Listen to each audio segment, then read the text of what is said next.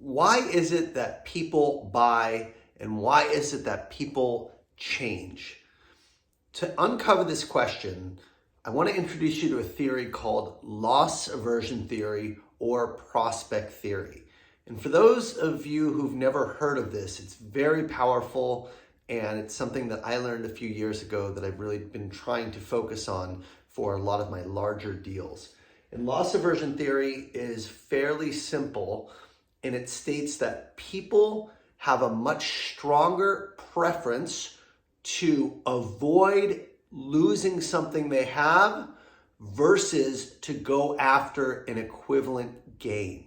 Okay, so if somebody were to win $100, I'll equate this to gambling because I used to gamble quite a bit in my heyday, and anyone who's been to Vegas or has gambled will be able to relate a little bit to this. But if you gamble and you win $100, it's gonna feel pretty good, okay? This represents the 100 that you're gaining, and this represents the value that you're placing on that gain. So this is where you would feel if you were to win $100. Feels pretty good, but not like, oh my God, I won $100. And if $100 is nothing for you, make it 500 or 1,000 or whatever equivalent, so you get the point across. That same loss of $100 stings a lot more. So that same loss is twice as impactful to lose that $100 than the acquiring of $100 that you didn't have before, okay? So this represents a value up to 40, and the gain felt good on a scale of 1 to 40, it's about a 20, but when we lost that $100, it felt a lot worse. It felt a 40, right? Versus the good feeling of winning it, okay? If you've ever gambled and you got up a lot and then you lost what you had, it feels horrible because you had it right in front of you, now it's all gone, and then you might go negative and you're chasing what you originally had. You get in a hole. So if you're up $500 and then you lost $500 and you walked away, you feel like you lost $1,000, okay? And you're gonna wanna chase and get back at the minimum to zero, but a lot of times to where you were when you were at your peak. Now, what does this have to do with sales, you might be thinking? And the answer is everything. So let me explain what I mean.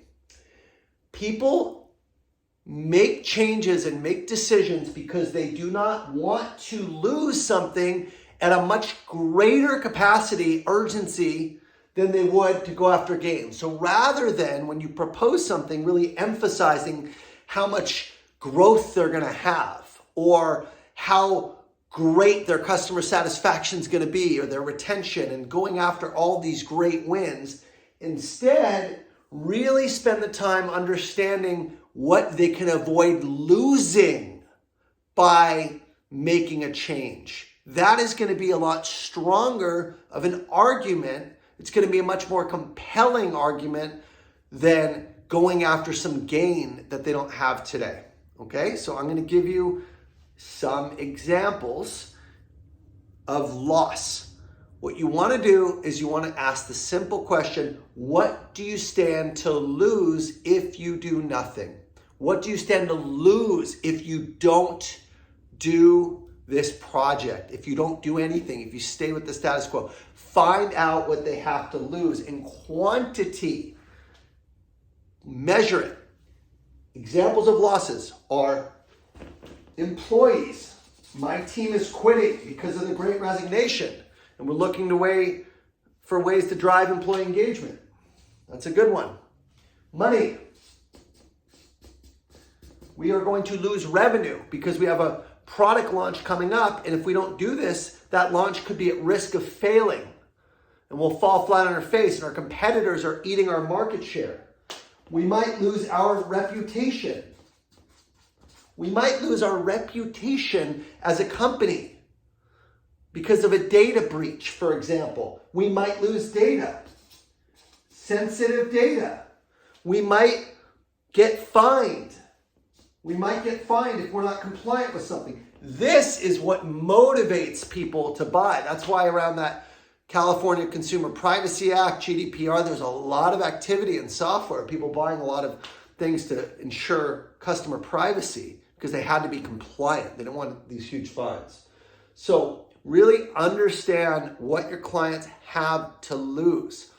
I am about to invest a significant amount of money in my upcoming product launch, not because I'm trying to get $1 million in revenue or get a certain amount, but because I don't want to lose the opportunity by falling on my face in the launch. I want to make sure I do the launch right.